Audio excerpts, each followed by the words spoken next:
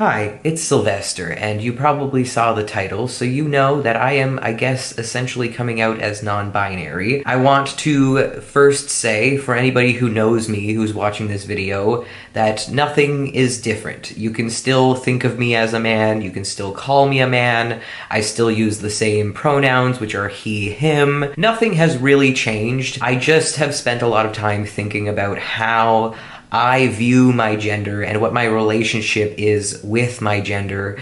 And it's a little, I want to say, kind of embarrassing to make this video because in the past I've been very, very certain that I was not non-binary. I was very certain that I was just a transgender man, just a man, just not, very binary. But upon closer inspection, I think that perhaps there was a little bit of enbophobia. I don't know if I'm saying that word right, enbophobia, the fear and hatred of non-binary people. Now, I never outright hated non-binary people, but I did see them as different from me. I didn't want to call myself non-binary because I thought that that would undermine my identity as a man, because I am still quite certain that I am a man. As you can tell from the title, I identify as a transmasculine, non-binary man, and that might mean something different for someone else. Every non-binary person has their own, I guess, definition of what it means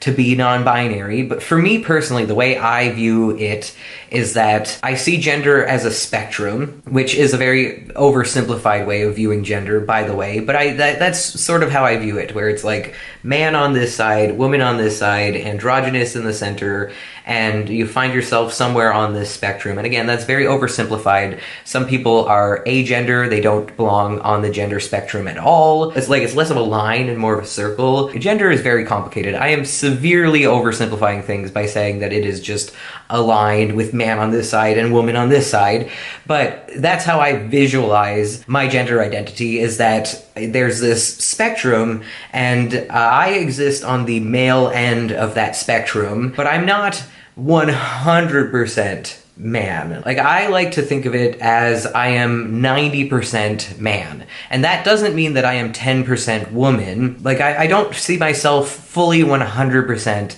as a man. But again, that doesn't mean that I'm a woman. I prefer to be called a man. I am more comfortable thinking of myself as a man. But again, I don't feel like I am 100% man, if that makes any sense. And again, different non-binary people define their gender in different ways, and so I'm not telling any other non-binary person how they should feel or how they should identify. This is just the title, the label that I feel like most closely fits how I feel. I'm transmasculine, I'm non-binary, but I am still a man. And I know that that might confuse some people. I'll be honest, I was confused by that for a while as well. I knew a couple people who considered themselves to be, I still currently know a couple people who consider themselves to be non-binary women, and that confused me because I was like, wait, if you're a woman, then that means you're binary. But that's not how it works.